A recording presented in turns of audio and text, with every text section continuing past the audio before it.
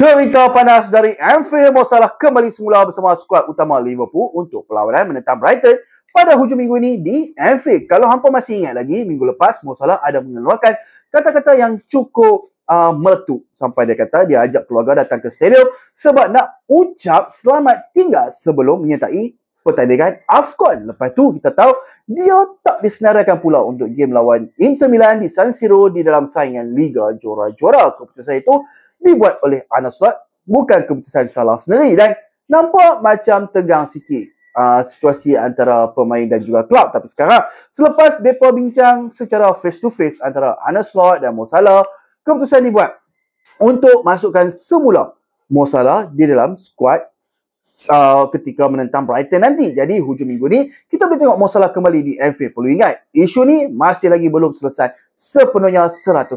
Masih ada benda yang perlu diselesaikan, tapi buat masa ni fokus Mo Salah adalah pada Brighton sebelum dia bertolak ke Afrika untuk menyertai pertandingan AFCON.